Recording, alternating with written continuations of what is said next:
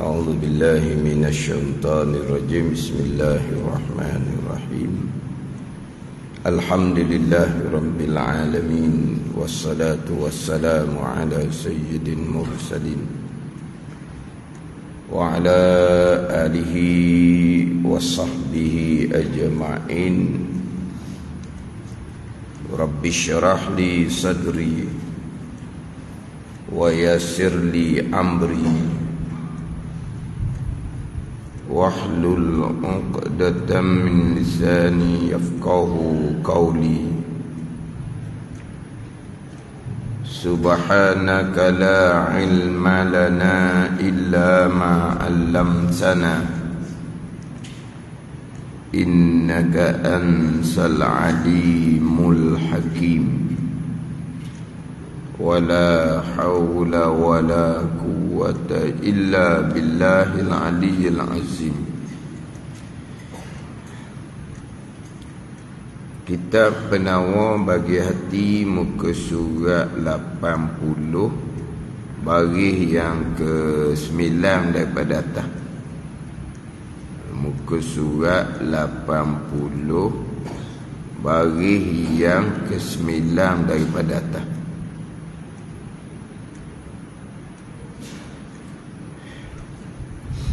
Qala al-muallifu rahimahullahu ta'ala wa nafa'ana bi'ulumihi amin.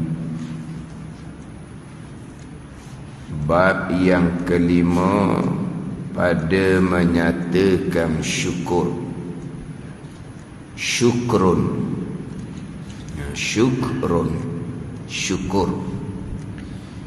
Bab yang kelima daripada 10 bab. Pada kitab yang ketiga, 10 bab pada membicarakan 10 sifat kepujian. Bab yang ketiga daripada 10 bab dalam kitab yang ketiga. 10 bab pada menyatakan 10 sifat kepujian. Bab yang kelima, yang ketiga sebut dia tau. Bab yang ketiga Zuhur. Bab yang kelima daripada 10 bab pada menyatakan 10 sifat kepujian. Bab yang kelima pada menyatakan syukur. Dalam kitab Penawar Bagi Hati ada satu mukaddimah mabadi ilmu, permulaan ilmu, membicarakan ilmu apa. Ilmu tasawuf namanya, ilmu tasawuf tu ta'rifnya apa. Kemudian ilmu tasawuf tu ambilannya daripada mana? Ambilannya daripada Al-Quran dan hadis. Bukan ilmu tasawuf ni rekaan ulama, ambilan Quran dan hadis. Kemudian apa hukum belajar ilmu tasawuf? Hukumnya fardu ain. Dia ada dahulu membicarakan berkaitan dengan mabadi ilmu, permulaan pembicaraan ilmu. Kemudian ada satu mukaddimah, ada 3 kitab, 3 tajuk besar dalam kitab Penawar Bagi Hati. Kitab yang pertama dia ada 7 bab pada membicarakan 7 anggota zahir: mata, telinga, lidah, perut, faras, tangan, kaki. Itu bahagian pekah. Tapi didatangkan permulaannya, kitab yang pertama pada membicarakan 7 anggota zahir. Kemudian kitab yang kedua dia ada 10 bab pada membicarakan 10 sifat kecelaan.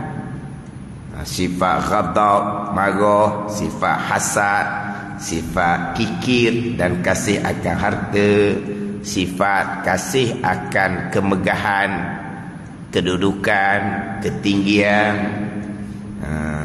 kasih akan dunia, takabur, ujub, riak. Dia ada 10 bab pada membicarakan 10 sifat kecelaan. Sekarang kitab yang ketiga pada membicarakan 10 sifat kepujian. Ini sifat kepujian yang kelima. Ini susunan dalam kitab Penawar bagi Hati.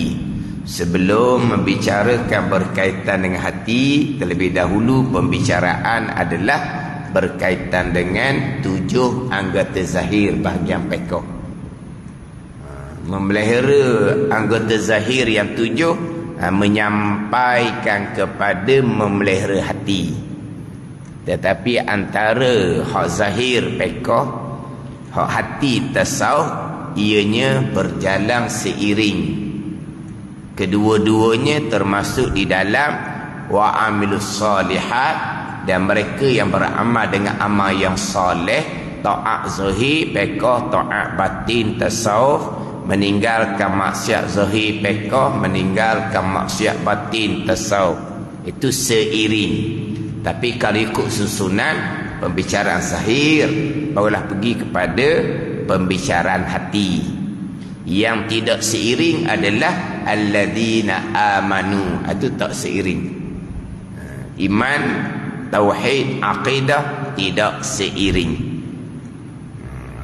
Pekoh tasawuf seiring, tapi susunannya pekoh kemudian diiringi dengan tasawuf, yang mana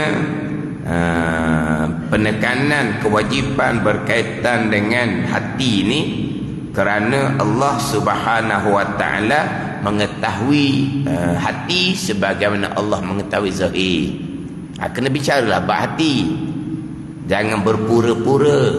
Zahir comel pekohnya, semayang comel pekohnya, baca Quran comel bacaannya. Hati macam mana? Comel zahir saja orang berpura-pura, seolah-olahnya Allah Ta'ala hanya mengetahui yang zahir sahaja ke? Tiba-tiba hanya pelihara hak zahir saja. Allah mengetahui hak hati sebagaimana Allah mengetahui zahir. Kemudian hati ni pula tempat duduk yang paling besar dalam agama kita, iman ma'rifah. Yang paling besar dalam agama kita iman dan ma'rifah. Yang paling besar dalam agama duduknya di hati. Iman ma'rifah duduk di hati. Macam mana iman ma'rifah nak kuat kalau hati bersifat dengan sifat riya, ujub, takabur, hasad contohnya? Macam mana iman makrifah tempat duduknya di hati nak jadi kuat? Itu penting bab hati. Kemudian di hatilah tempat tujunya malaikat mulhim yang sentiasa cetuskan kebaikan, dan hatilah tempat tujunya godaan syaitan waswasun. Di mana tempat tuju? Di hati. Sebab apabila hati itu bersifat dengan sifat yang baik, maka zahir pun jadi baik. Kalau hati itu bersifat dengan sifat buruk, maka zahir pun jadi buruk. Jadi tempat berperang antara malaikat dan akal dengan syaitan dan hawa nafsu adalah di hati. Ini pembicaraan berkaitan dengan hati. Dimulai dengan pembicaraan 10 sifat kecelaan, barulah pergi kepada 10 sifat kepujian. Satu-satu sifat ni kita wajib belajar fardu ain. Satu-satu tu perici molek-molek. Bukan hanya sebut sifat. Macam sebut sifat ghadab, pemarah, dengki, kikir, kasih akan harta, kasih akan kemegahan. takabur, ujub, riak, bukan cerita gitu. Satu-satu sifat kena perhalusi molek.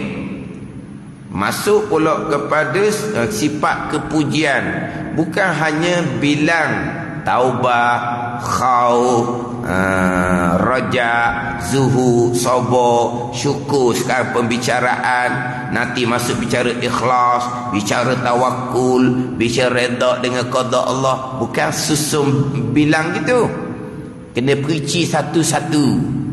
Terdahulu taubah, apa dia taubah?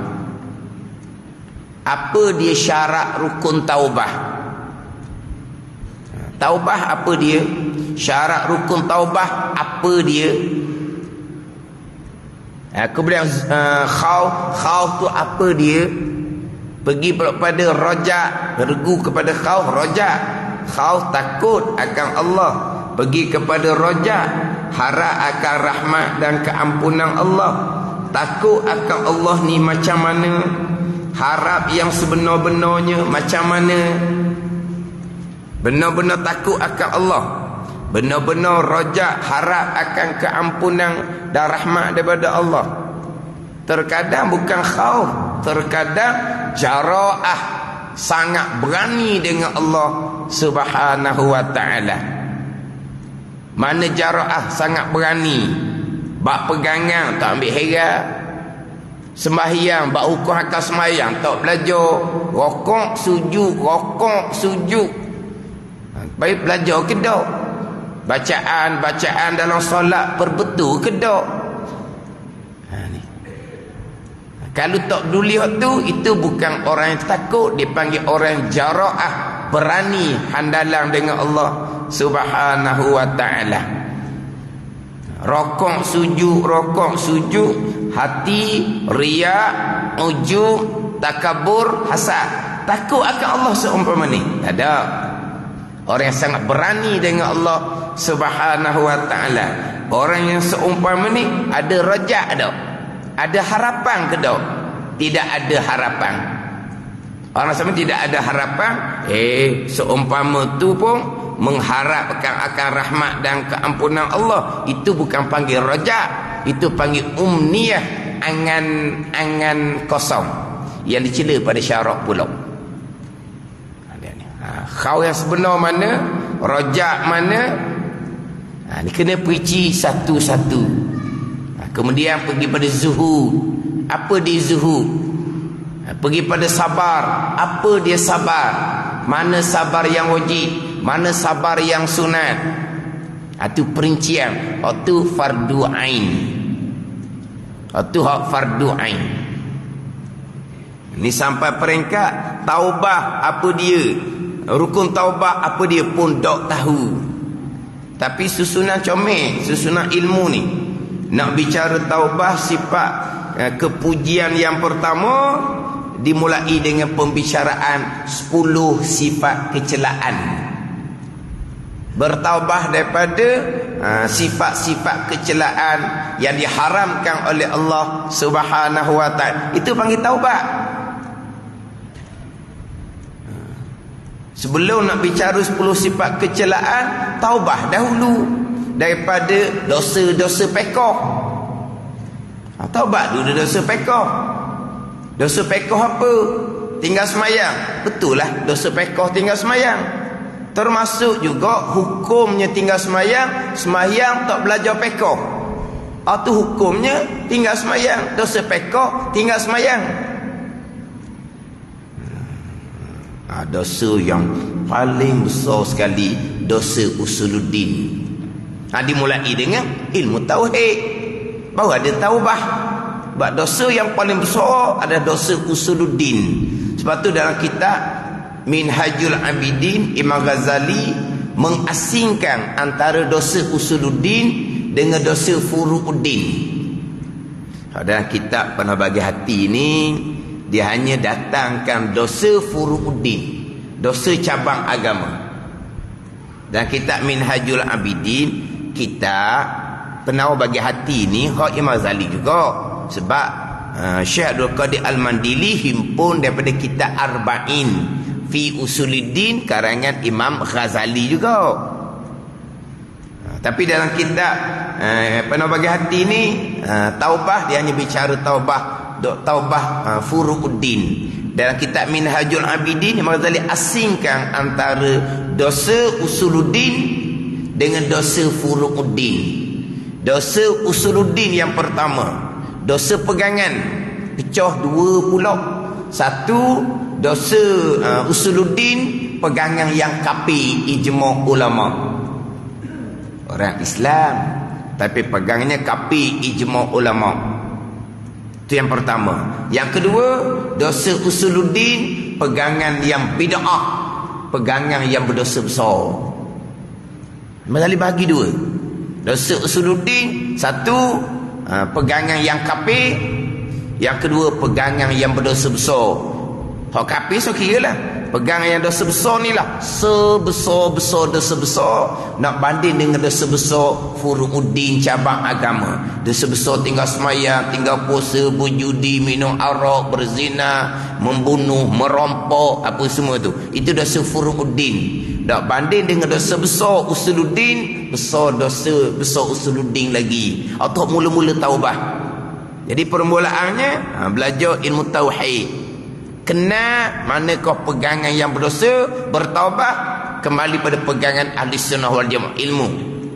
Lagi pada hak dosa furu'uddin, bagi pada dosa fiqh tasawuf.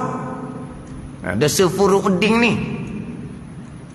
dosa fiqh tasawuf. Dimulai dengan belajar ilmu fadha'il fiqh, kenal dosa fiqh, bertaubat dengan Allah. Dosa fiqh bukan hanya tinggal sembahyang. Dosa fiqh sembahyang tak betul, hukumnya tinggal sembahyang. Pergi kepada bertaubat dia dosa besar, riya, ujub, takabur, hasad. Ada kita pernah bagi hati.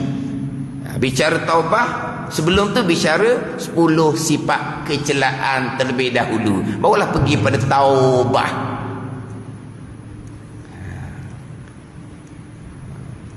Tanpa ilmu tak ada taubah. Nak taubah, bangun malam menangis, akidah macam mana? Bangun malam menangis, semayang tu ke tau?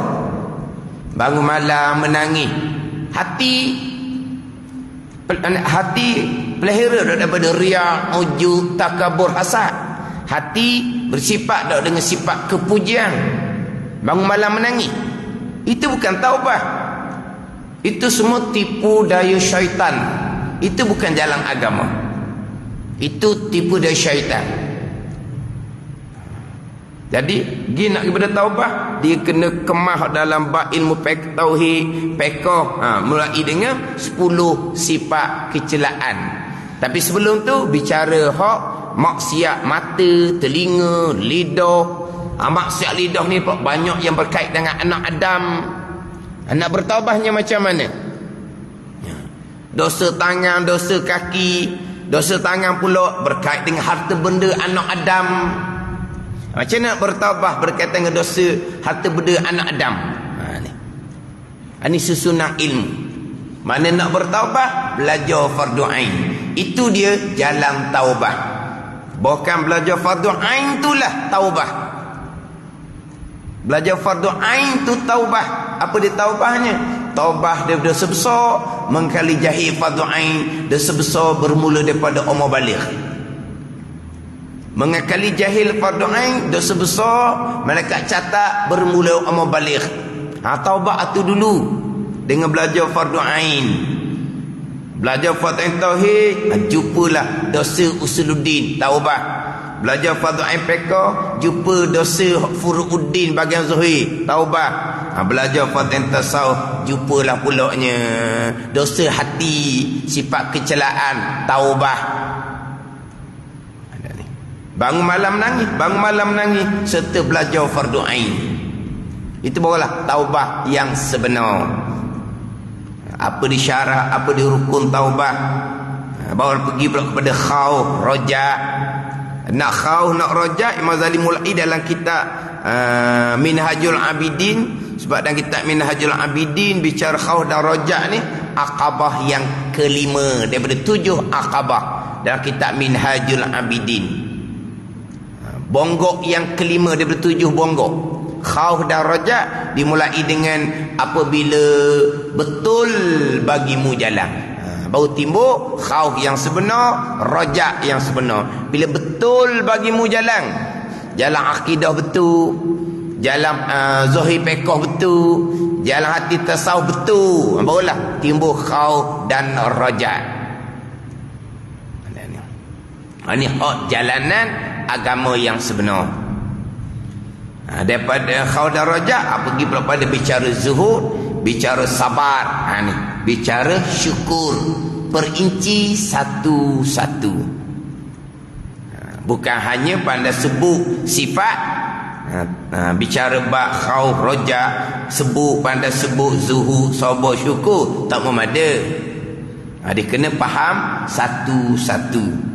Ilmu yang wajib fardu ain kepada kita, ilmu. Kemudian amal pula, ilmu hak fardu ain, amal batin, amal hati hak fardu ain.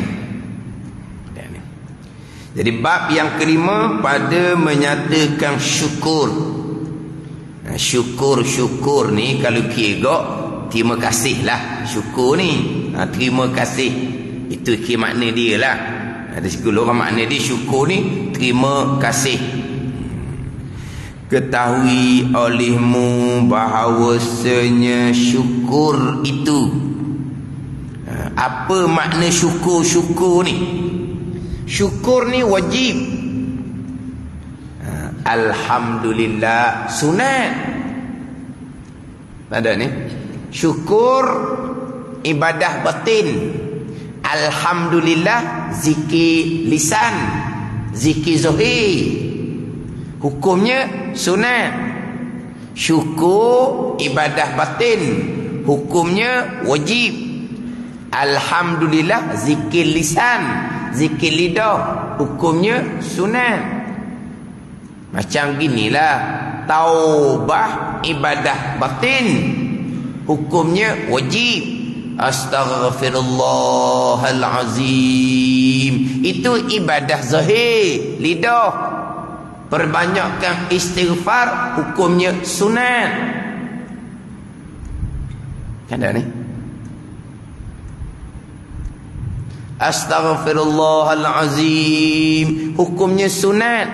Itu bahagian lidah, tapi sunatlah. Jangan kata menafikan yang sunat. Dituntut perbanyak zikir yang sunat. Tapi taubahnya ibadah batin, hukumnya wajib. Saya nak bertaubah, perbanyakkan istighfar. Awak jahil dah. Awak nak bertaubat, saya nak bertaubat, lama dah jauh daripada agama, mati bila-bila masa ni. Saya nak bertaubat, apa yang perlu saya lakukan? Istighfar boleh 100 kali sehari. Contoh dia ajar. Ada ni. Ni awal-awal yang tu ajar tu jahil agama. Nak bertaubat, belajar fardu ain. Kita nak bertaubat, awak kena belajar fardu ain tauhid, fardu ain fiqh, fardu ain tasawuf. Itu jalan taubat.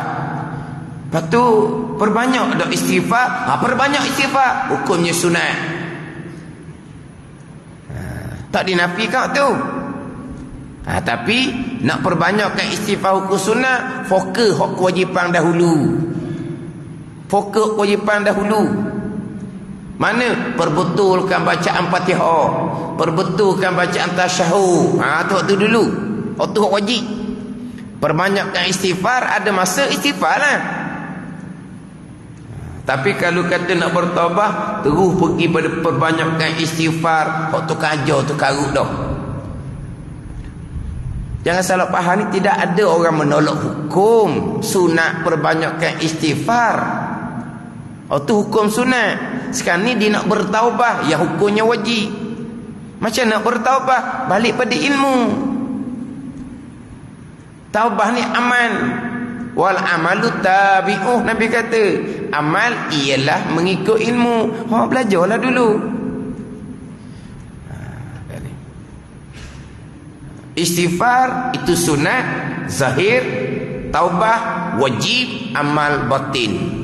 Alhamdulillah, alhamdulillah, alhamdulillah sunat itu zahir.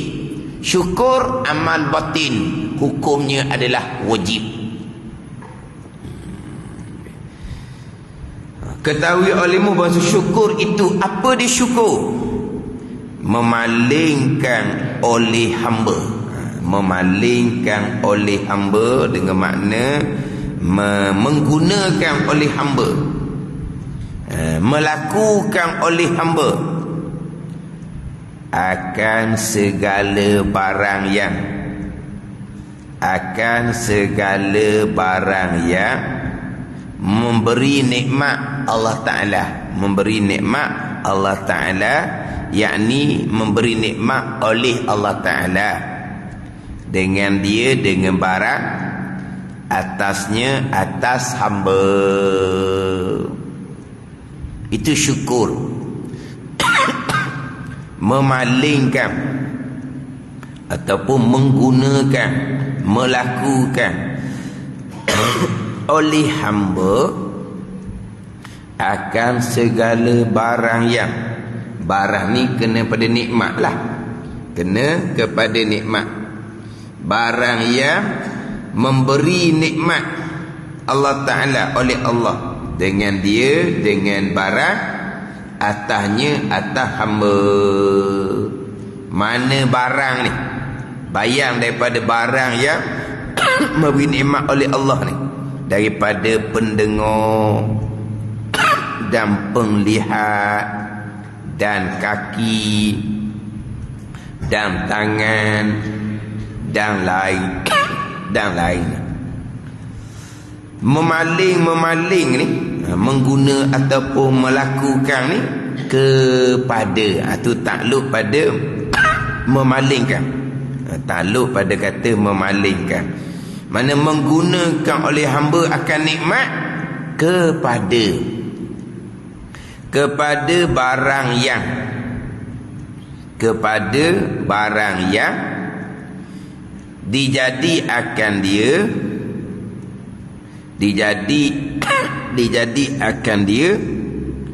akan barang dijadi akan dia, akan hamba kerana barang.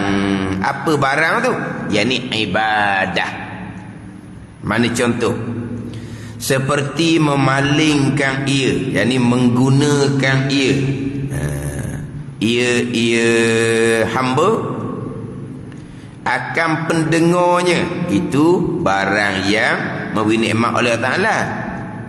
Memaling kepada mendengar Quran. Mendengar Quran tu barang yang dijadi akan dia kerananya, ibadah. Itu contoh. Jadi syukur ni apa?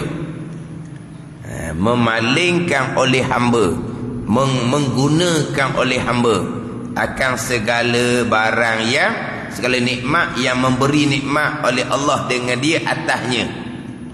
Memaling ni, mengguna ni kepada barang yang jadi akan dia kerananya, kerana barang. Apa barang yang dijadikan kerananya? Ibadat lah. Tuan jadikan pendengaran kerana beribadah.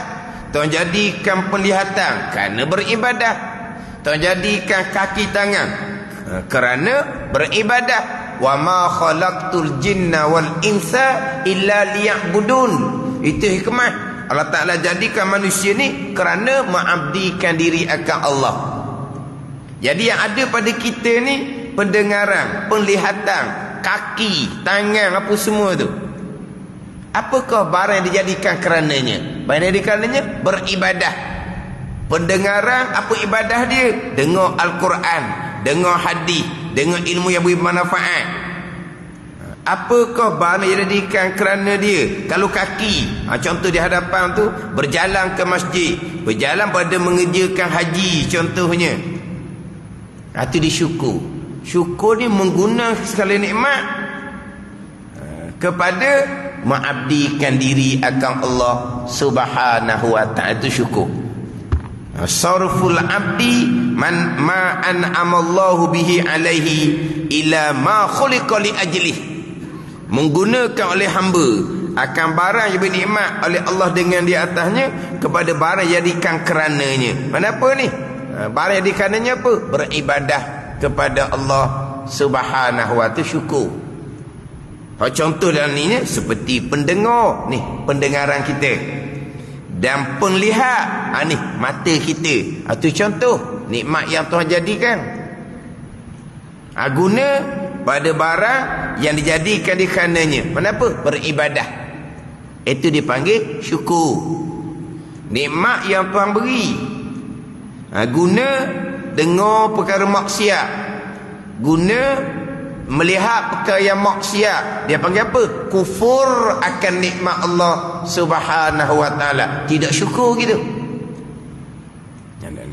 Syukur ni guna segala nikmat kepada barang yang dijadikan dia kerananya. Kenapa? Kerana buat ibadah. Hak tu dipanggil syukur.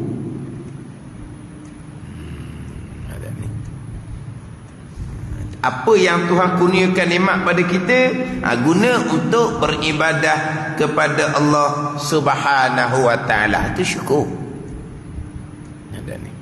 Sebab itulah termasuk dalam kesyukurannya dengan i'tikad kita yang sebenar, itu syukur. Dengan taat kita ni zahir batin, itu syukur. Syukur belaka dah tu.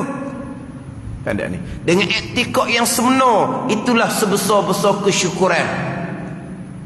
Dengan sembahyang, dengan buat ibadah, itulah sebesar-besar kesyukuran.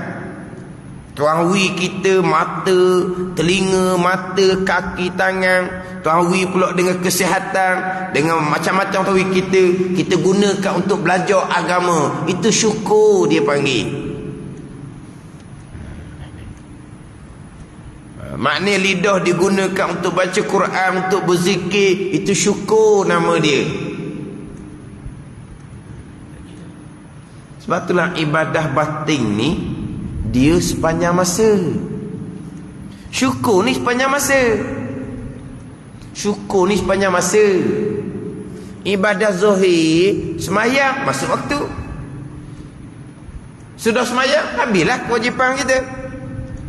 Ada ni. Tapi syukur, hak ni kewajipan sepanjang masa. Sebab yang diri kita ni nikmat Allah Ta'ala. Nikmat telinga, dengar apa? Nikmat mata, tengok apa? Ni. Ada tak masa pendengaran kita, penglihatan kita ni tak apa, bebas. Tak ada syukur-syukurnya. Tak apalah, guna kod lain pun tak apa. Tak ada.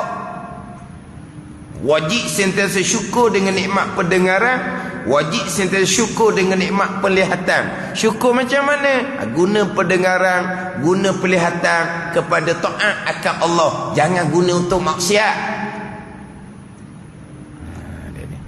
Ni, hak kata syukur taat batin sepanjang masa.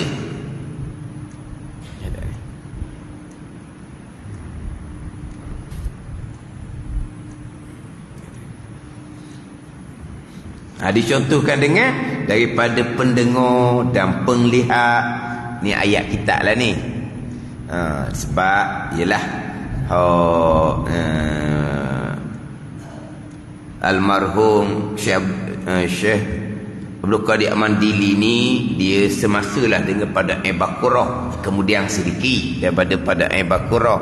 Jadi samalah ni, pendengar, penglihat. Peng dalam Baqarah tu lah. Sifat-sifat ni, deria, kita panggil deria. Tuan letak deria samak di telinga, itu panggil apa? Pendengar. Kita kalau bahasa Melayu kita, bahasa Malaysia lah, daripada pendengar. Apa pendengar? Sidang pendengar sekalian. Sidang pendengar lah. Itu kalau kita kalau sebut pendengar, pendengar ni hak tukang tak ada telinga tu pendengar. Dah. Hak biasanya guna perkataan pendengar ni pada masa radio lah. Pendengar Terengganu FM. Tu masjid kita tanya sebut pendengar yang ada di masjid. Tak pernah sebut. Dia sebut tu. Sebab apa?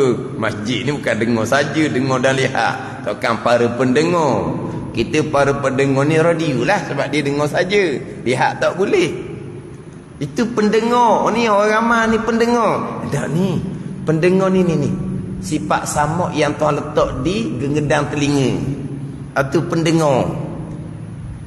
Mana barang yang segala barang yang nikmat oleh Allah dengan dia atas hamba tu. Ni, Tuhan letak daripada pendengar dan penglihatan ni besar ni. Pendengar dan penglihatan ni besar. Tuhan, kalau Tuhan tak uwi sifat pendengar, sifat penglihat, apa ni? Tuhan jadikan hamba tu pekak. Macam mana? Kekangang dia. Tak sempurna dia dan bagai-bagai kekangang dalam kehidupan dia ni. Bukan kehidupan duniawi. Ni, untuk belajar ukhrawi pun. Kalau pendengaran tak ada. Ataupun pendengaran comel, penglihatan tak ada. Bukan satu kekangang dia ni. Nak belajar agama, ilmu ukhrawi. Besarnya nikmat pendengaran dan penglihatan. Jadi itu nikmat yang diberi oleh Allah Subhanahu wa ta'ala. Dan kaki dan tangan dan lainnya. Kaki tangan, gerak diam lah kaki tangan ni. Gerak diam kita. Itu nikmat yang besar daripada Allah Ta'ala. Terkadang sehat molek-molek, gagah molek-molek, akhirnya tak ada dah tenaga, tak ada gerak, tak ada diam dah. Tapi Tuhan beri nikmat gerak diam. Kaki tangan kita gagah dan lainnya ada di tubuh kitanya, bagai-bagai nikmat. Hak nikmat laginya nikmat harta benda yang banyak. Itu nikmat belaka tu. Nikmat daripada Allah Subhanahu wa ta'ala. Kena gunakan segala nikmat tu kepada barang yang dijadikan dia akan barang kerananya. Dijadikan dia akan barang yang nikmat oleh Allah Ta'ala kerananya, kerana barang yang dijadikan dia. Mana? Ibadah akan Allah Subhanahu wa ta'ala. Mengabdikan diri akan Allah Subhanahu wa ta'ala. Itu ma khuliqa li ajli. Barang dijadikan akan dia kerananya, iaitu liya'budun. Hikmahnya supaya beribadah akan Allah Subhanahu wa ta'ala. Itu dia syukur. Alhamdulillah mulut ni sunat. Syukur luah laginya hak kewajipan.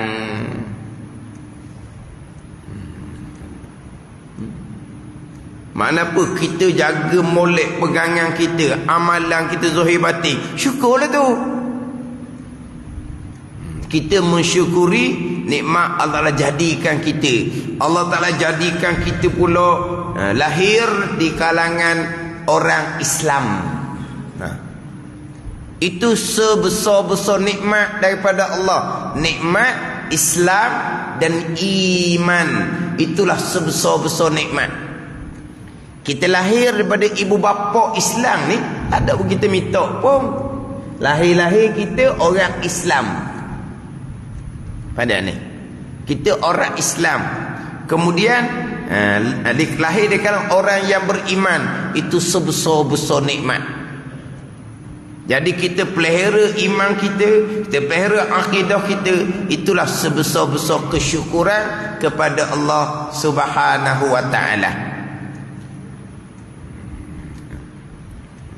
Dah lahir daripada ayah Islam, automatik kita Islam.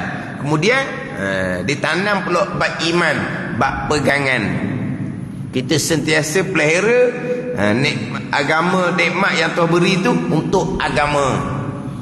Beriman dan mengabdikan diri akan Allah Subhanahu wa ta'ala. Seperti ini contoh dia. Seperti memalingkan ia hamba. Memalingkan ia hamba akan pendengarnya. Ni telinga dia. kepada mendengar Al-Quran dan hadis dan ilmu yang memberi manfaat. Mendengar Al-Quran dan hadis dan ilmu yang memberi manfaat ni. Telinga comel ni, guna telinga ni dengar Al-Quran dan hadis dan ilmu yang bermanfaat.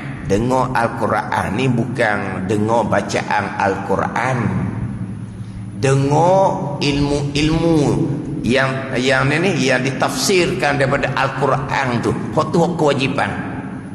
Dan hadis, Quran hadis sumber utama agama. Dengar orang baca Quran sunat. Kita dengar orang baca Quran, kita tak pandai mana, tu sunat. Dengar Quran hadis, dengar ilmu lah. Ilmu Al-Quran, ilmu hadis. Hak tu hak direct pada Quran hadis. Dan ilmu yang memberi manfaat. Ilmu mana? Ilmu agama lah. Sumbernya apa? Quran hadis.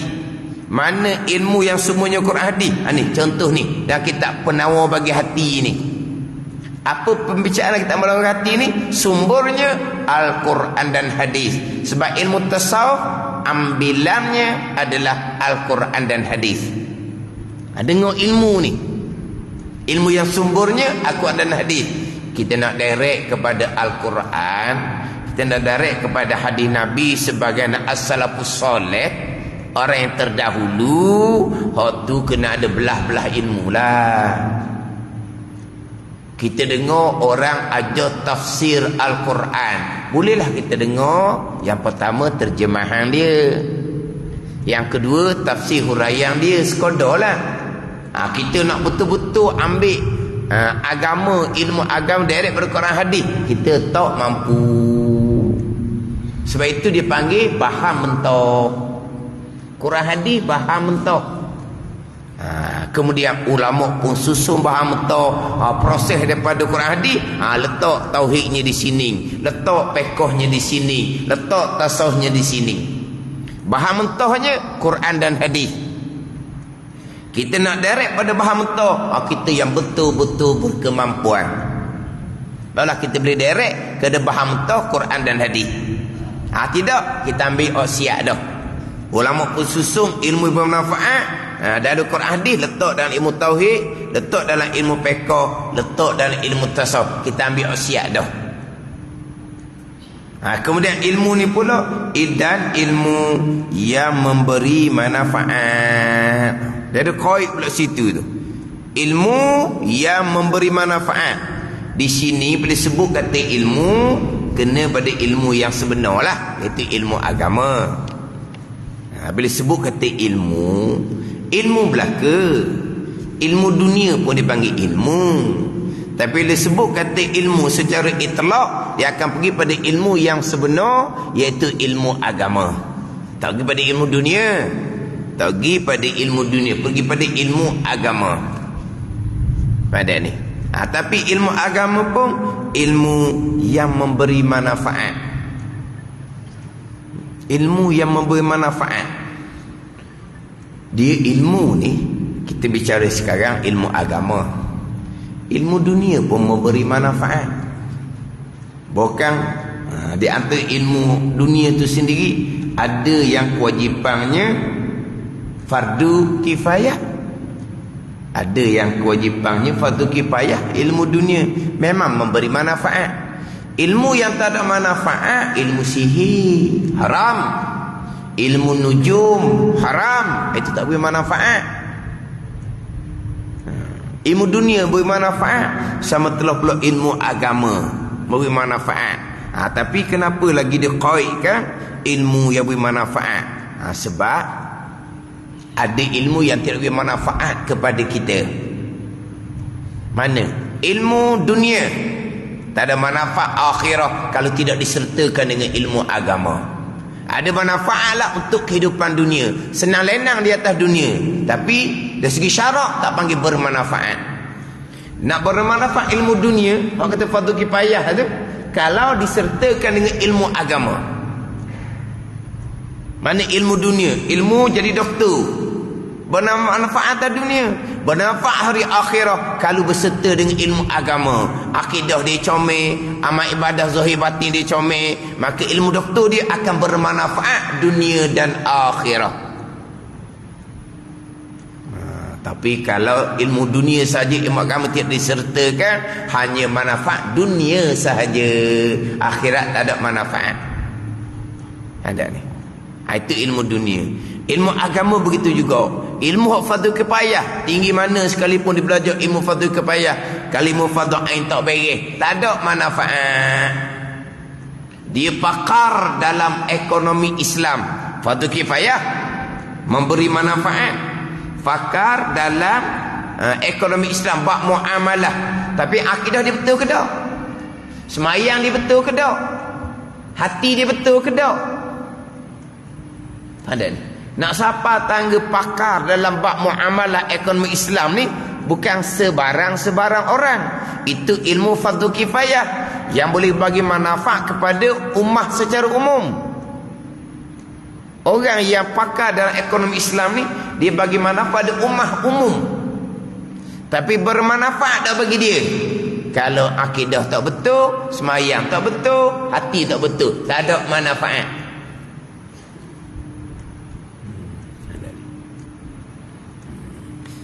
Nak bermanfaat ilmu, dengar molek, ilmu tauhid, ilmu fiqh, ilmu tasawuf, susun molek, barulah dapat ilmu yang bermanfaat. Ilmu tauhid bermanfaat. Apa manfaat dia? Selamat daripada kekal neraka Allah Subhanahu wa taala. Nak selamat dari neraka Jahannam, disusuli dengan ilmu fardhu fiqh dan tasawuf, selamat daripada neraka Jahannam.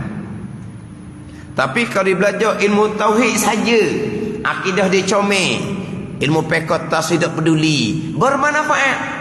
Apa manfaat dia? Selamat daripada kekal neraka Allah Subhanahu wa taala. Ada ni. Nak selamat daripada neraka Jahannam, pergi pada fardhu ain fiqh dan tasawuf. Tiba-tiba ilmu fardhu ain tauhid tak cara, dia pergi pada ilmu fardhu ain fiqh, tidak ada manfaat. Tadi sebut fardhu ain fiqh tasawuf, selamat daripada neraka Jahannam. Selamat neraka Jahannam macam ilmu tauhid tak adanya, kekal neraka Allah Subhanahu wa taala, walaupun fiqh tasawuf comel sekalipun.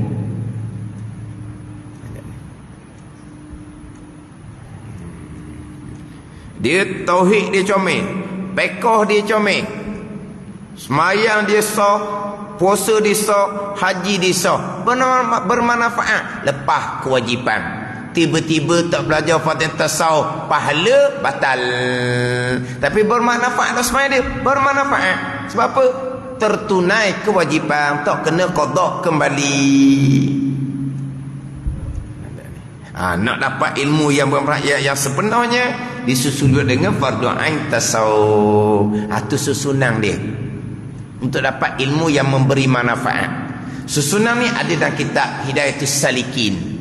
Hidayatus Salikin, Syekh Abdul Samad Al-Falimbani, dihimpun daripada kitab Bidayatul Hidayah karangan Imam Ghazali. Ilmu yang bermanfaatnya mana? Kemudian ilmu yang manfaat ni, belajar niat betulnya macam mana. Ilmu manfaat, belajar susun molek. Kemudian niat dia betul lillahi ta'ala, nak redha Allah. Fadilah, fadilah orang belajar agama, fadilah orang yang berilmu agama. Nak dapat fadilah belajar agama, nak dapat fadilah berilmu agama, belajar ilmu yang bermanfaat dahulu, susun molek fardhu ain tauhid fiqh tasawuf, kemudian letak niat molek, belajar untuk tuntut redha Allah, belajar untuk beramal, belajar untuk keluar daripada kelam jahil kepada terang ilmu.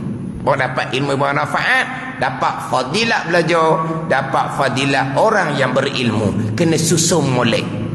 Ini ilmu yang memberi manfaat.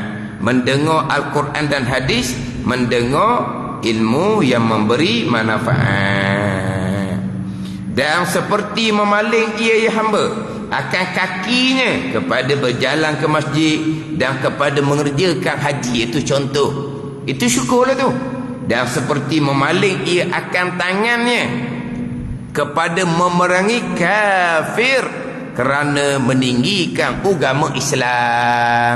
Tangan digunakan untuk memerangi puak kufar kerana nak meninggikan agama Islam. Puak kufar ni nak menjatuhkan agama Islam. Puak kufar yang tak ada kena-mengena dengan agama kita, komen molek-molek ada nak menjatuhkan agama Islam. Contoh sekarang lah, tak ada kena-mengena hukum agama Islam ni dengan orang kafir, tak ada kena-mengena. Nak komen buat apa? Kita orang Islam, kita dilarang menghina agama lain. Kita dilarang menghina agama lain. Bukan toleransi kerana untuk melihara agama kita dihina balah. Tapi agama kufar ni kalau kita nak ceritalah, Allah lah, cukup dah ukir-ukir batu pergi sembah kalau kita nak cerita. Faham tak ni? Tapi kita dilarang menghina agama lain, agama lain bukan kerana kita nak memuliakan mereka, tidak.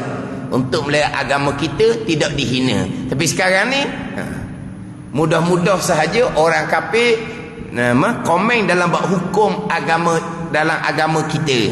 Sebab apa tu? Sebab mereka nak menjatuhkan agama kita. Tak, kita berjuang untuk meninggikan agama Islam dengan menggunakan tangan. Itu contoh syukur. Adakah syukur ni hanya alhamdulillah? Tidak. Syukur ni luah. Kita guna segala nikmat, mengabdikan diri akan Allah Subhanahu wa ta'ala. Itu dia panggil syukur. Kita nak menggunakan segala nikmat ni, ni balik pada hati. Bila hati yang bersyukur, dia akan sentiasa jaga segala-gala nikmat kepada beribadah akan Allah Subhanahu wa ta'ala. Dan bahawasanya syukur itu setinggi-tinggi pangkat, lebih tinggi ia syukur daripada sabar, zuhud dan khauf dan lainnya. Kerana syukur itu dimaksud akan dia bagi dirinya. Maksud lizati. Apa maksud bagi dirinya? Beribadah kepada Allah Subhanahu wa ta'ala. Wallahu a'lam. Bismillahirrahmanirrahim. Alhamdulillahirabbil alamin. Wassalatu wassalamu ala sayyidil mursalin wa ala alihi wa sahbihi ajma'in. Allahumma iftah alaina futuhal arifin. Allahumma allimna ilma aqdamin wa fahimna fahamas sabiqin warzuqna ruqat talibin. Allahumma zidna ilman wa alhiqna bis salihin. Wa sallallahu ala sayyidina Muhammadin wa ala alihi wa sahbihi wa sallam. Walhamdulillahi rabbil alamin.